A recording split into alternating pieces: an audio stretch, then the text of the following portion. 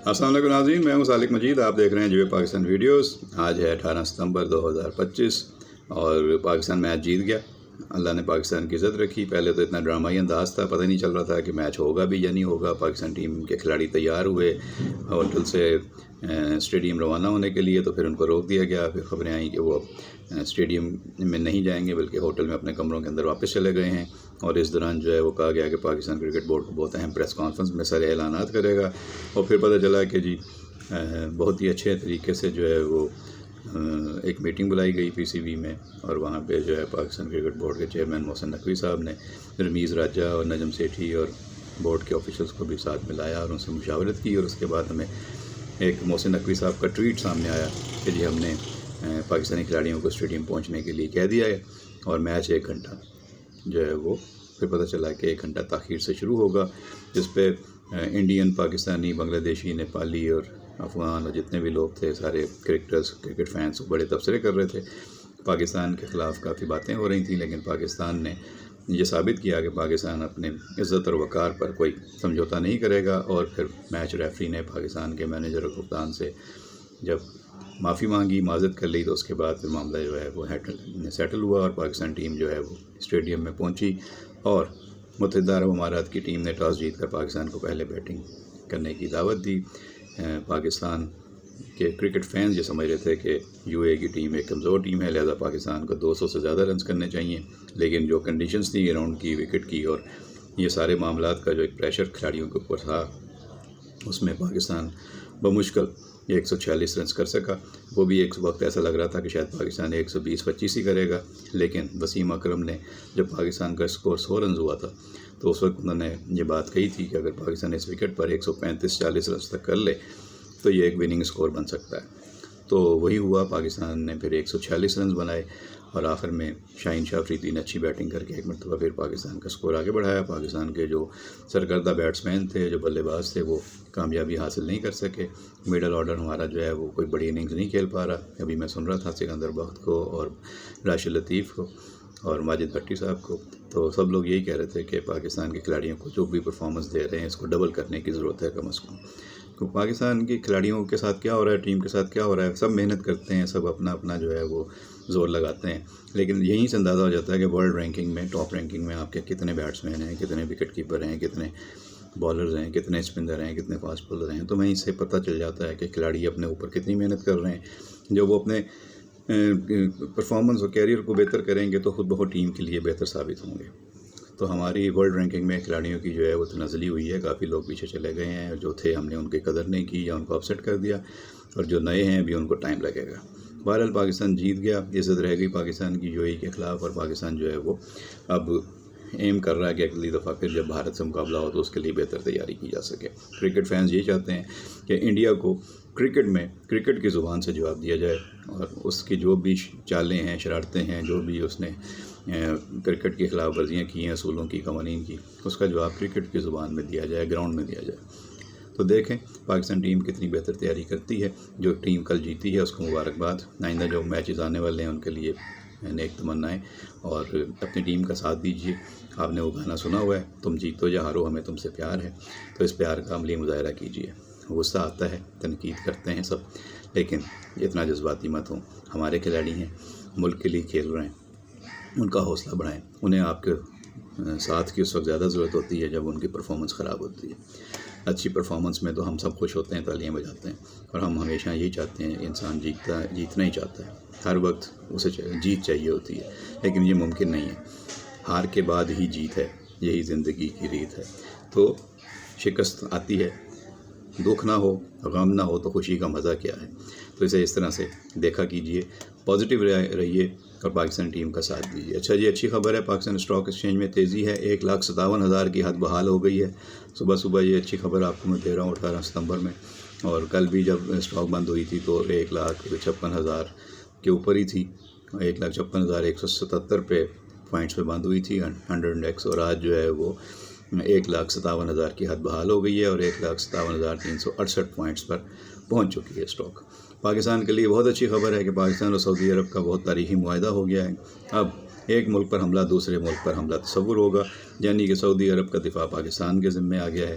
حرمین شریفین جو وہاں پہ خانہ کعبہ کی دیکھ بھال کرتے ہیں، اور سعودی عرب حجاز مقدس سرزمین کی جو حکومت ہے، اب اس کا دفاع بھی پاکستان کی ذمہ داری ہوگی، یعنی پاکستانی افواج اس ذمہ داری کے لیے بھی اب تیار ہو جائے گی، اور پاکستان کی طرف بھی اگر کوئی میلی آنکھ سے دیکھے گا تو سعودی عرب پاکستان کے ساتھ کھڑا ہوگا۔ تو یہ بہت بڑا معاہدہ ہو گیا ہے، اور یہ یقینی طور پر اسلامی دنیا کے لیے ایک اچھی خبر ہے، اور آنے والے دنوں میں یہ جو اسرائیل نے ڈرایا ہے قطر پر حملہ کر کے اسلامی ملکوں کو، خاص طور پہ عرب ملکوں کو، تو یہ ایک لحاظ سے اچھا سائن ہو گیا۔ مسلمان اس بہانے اکٹھے ہو رہے ہیں اور ایک دوسرے کے ساتھ معاہدے کر رہے ہیں، اور یہ اب افغانستان میں جو پاکستان میں حملے ہو رہے ہیں وہاں پہ بھی صورتحال لوگوں کو سمجھ آ جانی چاہیے۔ کل بھی کوئی کہہ رہا تھا کہ 3 ملکوں سے ہمیشہ خبردار رہیں، ایک بھارت، دوسرا اسرائیل، اور تیسرا کوئی اور نہیں بلکہ آپ کا ایک اور پڑوسی افغانستان ہے۔ وہاں پر بھی لوگ آپ کو برداشت نہیں کرتے، وہ آپ کو پسند نہیں کرتے، انہوں نے پاکستان کو قبول نہیں کیا تھا، اور ابھی بھی وہاں پہ ایسے ایلیمنٹس ہیں جو آپ کے لیے مسائل پیدا کرتے ہیں۔ بہرحال پاکستان کی افغانستان کے لیے بڑی قربانیاں بھی ہیں، اور دونوں ملکوں کی ایک اچھی تاریخ بھی ہے، دوستی کی اور تعاون کی، اور مسائل بھی ہیں۔ تو اب یہ جو اسرائیل نے قطر پر حملہ کیا تو اس نے مسلمانوں کو اکٹھا کر دیا ہے، جگا دیا ہے، اور اب سب ایک دوسرے سے معاہدے کر رہے ہیں، یہ اچھی بات ہے۔ تو اللہ کرے کہ مسلمانوں کا اتحاد جو ہے وہ اور فروغ پائے، اور پاکستان اس میں زیادہ سے زیادہ بہتر کردار ادا کر سکے۔ وزیر اعظم شہباز شریف اور فیلڈ مارشل آصف منیر اور پاکستان کابینہ کے دیگر وزراء اور نائب وزیر اعظم، وزیر خارجہ سب سعودی عرب میں تھے۔ بہت شاندار ان کا استقبال ہوا، جس طریقے سے جب پاکستان وزیر اعظم سعودی عرب کی فضا میں داخل ہوئے، سعودی عرب کے جہازوں نے آ کر ان کو سلامی دی فضا میں، اور ان کا جواب دیا وزیر اعظم شہباز شریف نے سلوٹ کر کے جہاز کے اندر سے، اور پھر جب وہ نیچے اترے تو وہاں پر ان کو بہت ہی عالی شان انداز میں، بہت ہی یادگار طریقے سے گھوڑوں کی سلامی پیش کی گئی، اور گھوڑ سواروں نے ان کی گاڑی کو اسکارٹ کیا، اور جب ان کی گاڑی جا کر رکی تو میزبان شہزادہ سلمان خود وہاں پہ موجود تھے ان کا استقبال کرنے کے لیے۔ انہوں نے ان کو گاڑی سے باہر ریسیو کیا، گلے لگایا اور بغل گیر ہوئے، اور پھر اس کے بعد بڑی زبردست قسم کی میٹنگز ہوئیں، اور پھر وہ ویڈیوز بھی ہم نے دیکھی ہیں جس میں سب کے ساتھ تعارف ہو رہا ہے، جس میں فیلڈ مارشل بھی ہیں، جس میں اسحاق ڈار بھی ہیں، جس میں خواجہ آصف بھی ہیں، اور پاکستان کے سارے وفد کے اراکین شامل ہیں۔ تو بہت اچھی طریقے سے یہ گفتگو ہوئی ہے، معاہدہ ہو گیا ہے، اور اسے پاکستان کے لیے بہت اہم معاہدہ قرار دیا جا رہا ہے۔ اسے جو ہے وہ اسپیکر ایاز صادق نے بھی بہت اہم معاہدہ قرار دیا ہے، اور پاکستانی فوجی طاقت، سعودی مالیاتی ویژن، خلیج کا سلامتی نقشہ اب اثر نو مرتب ہونے جا رہا۔ اچھا جی، ایک طرف یہ ساری صورتحال ہے، یہ آپ کو بتانی تھی۔ ایک خبر ہے عمران خان کے چاہنے والوں کے لیے کہ جیل ٹرائل کا نوٹیفیکیشن واپس ہو گیا ہے، اب عمران خان ویڈیو لنک پر پیش ہوں گے۔ حکومت پنجاب نے GHQ حملہ کیس میں جیل ٹرائل کا نوٹیفیکیشن واپس لے لیا ہے۔ GHQ حملہ کیس کی آئندہ سماعت 1 اکتوبر کو ہوگی، جس پر عمران خان ویڈیو لنک پر شریک ہوں گے۔ سن 9 مئی کے تمام 12 مقدمات کی سماعت 1 اکتوبر تک ملتوی کر دی گئی ہے۔ تو یہ ان کے لیے خبر ہے جو ان کے کیسز کو فالو کر رہے ہیں۔ اچھا جی، برطانیہ سے خبر ہے کہ امریکی صدر ٹرمپ برطانیہ کے دورے پر ہیں، شاہی استقبالیہ دیا گیا ہے۔ دوسری طرف کچھ لوگوں نے احتجاج بھی کیا ہے، اور تجارتی سیاست کی بھی خبریں سرگرم ہیں۔ تو ٹرمپ برطانیہ کے دورے پر ہیں، جہاں انہیں شاہی استقبالیہ اور سب سے بڑا گارڈ آف آنر پیش کیا گیا ہے۔ اب دیکھتے ہیں اس دورے میں کیا کیا چیزیں آگے چل کر سامنے آتی ہیں۔ پاکستان کی جو سفارتکار ہیں ملیحہ لودھی، انہوں نے پاکستان اور سعودی عرب کے درمیان معاہدے کو بہت اہم اور اس کے دوررس نتائج جو ہیں وہ اس کے اوپر بات کی ہے، اور کہتی ہیں کہ معاہدے کے تحت ایک ملک پر حملہ دوسرے ملک پر بھی حملہ تصور کیا جائے گا۔ پاکستان ایک سیکیورٹی پرووائڈر کے طور پر سامنے آیا ہے۔ بہت سے عرب ممالک سے امریکہ کے خلاف سوالات اٹھ رہے ہیں، جن ممالک کی سیکیورٹی کا امریکہ ضامن تھا۔ انہوں نے کہا کہ اسرائیل نے جب سے قطر پر حملہ کیا ہے تب سے عرب ممالک سے امریکہ کے ضامن ہونے سے متعلق سوالات زیادہ اٹھ رہے ہیں۔ اس پورے معاملے پر امریکہ کی ساکھ بری طرح متاثر ہوئی ہے۔ سابق سفیر کا یہ بھی کہنا ہے کہ خلیجی ریاستیں دیکھ رہی ہیں کہ وہ اپنی سیکیورٹی کو کس طریقے سے گارنٹی کریں۔ ایاز صادق نے بھی پاکستان اور سعودی عرب کے معاہدے کو جو ہے وہ اس کا خیر مقدم کیا ہے، اور ان کا کہنا ہے کہ سعودی عرب اور پاکستان نے دفاعی تعاون کے نئے باب کا آغاز کر دیا ہے۔ پوری قوم وزیر اعظم فیلڈ مارشل کی بصیرت اور قیادت پر فخر کرتی ہے۔ پاکستان اور سعودی عرب اسلام اور امن کی مشترکہ طاقت ہیں، اور ان کا اتحاد ناقابل شکست ہے۔ اچھا جی، آپریشن بنیان مرصوص کے بعد ہمارا ملک ابھر کر سامنے آیا ہے، یہ کون کہہ رہا ہے؟ یہ بات کہی ہے پاکستان پیپلز پارٹی کی سینیٹر شہری رحمان صاحبہ نے۔ وہ کہتی ہیں کہ آپریشن بنیان مرصوص کے بعد ہمارا ملک ابھر کر سامنے آیا ہے، ملک کو سفارتی سطح پر بہت فتوحات مل رہی ہیں اور سعودی عرب اور پاکستان کے درمیان تاریخی معاہدہ ہوا ہے، یہ ایک سنگ میل کی حیثیت رکھتا ہے۔ شہری رحمان کا کہنا ہے کہ خطرات پوری دنیا میں لاحق ہیں، بھارت کا جارحانہ رویہ اب کھل کر میدان میں بھی آ گیا ہے۔ انہوں نے کہا کہ نفرت اب پاکستان کے لیے نظریہ بن چکی ہے، اسرائیل و بھارت ایسے ممالک ہیں جنہوں نے جنگل کا قانون بنا رکھا ہے۔ پیپلز پارٹی کی سینیٹر شہری رحمان کا مزید کہنا ہے کہ پی ٹی آئی نے جب کمیٹی سے استعفیٰ دیا تو مجھے بہت برا لگا، پی ٹی آئی میں بہت سے لوگ تعمیری کام کرنا چاہتے ہیں۔ اب یہ ظاہر ہے اس طرح کی باتیں تو ہوتی ہیں۔ اچھا جی، لاہور سے ایک اچھی خبر نہیں ہے لیکن شیئر کرنا ضروری ہے کہ لاہور کے علاقے ڈیفنس میں ایک دوست نے گھر میں گھس کر دوست کو ہی قتل کر دیا۔ اب تک کی جو میڈیا اطلاعات ہیں اس کے مطابق پولیس کا کہنا ہے کہ ملزم گھر میں داخل ہوا اور اہل خانہ کو رسیوں سے باندھ کر مقتول کے سر پر پہلے ہتھوڑے مارے اور پھر چاقو مار کر قتل کیا۔ ملزم نے لاش کپڑوں میں لپیٹی اور کمرہ اندر سے لاک کیا۔ پولیس کے مطابق دروازہ توڑ کر ملزم کو گرفتار کیا اور لاش برآمد کی گئی، مزید تفتیش جاری ہے۔ اب یہ بہت ہی خوفناک واقعہ ہے، اب دوست نہ رہا تو کیا کریں۔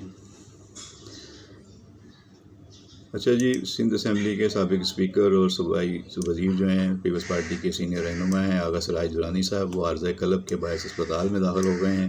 اس سے قبل خورشید شاہ صاحب کی بھی طبیعت ناساز تھی، ان کو بھی سکھر سے پھر اسپتال میں منتقل کیا گیا تھا شہد کراچی، تو ان کی بھی صحت کے لیے معلوم کرنے کے لیے وزیر اعلیٰ گئے تھے۔ اب یہ آغا سراج درانی صاحب کو بھی عارضہ قلب کے باعث اسپتال میں داخل کیا گیا ہے۔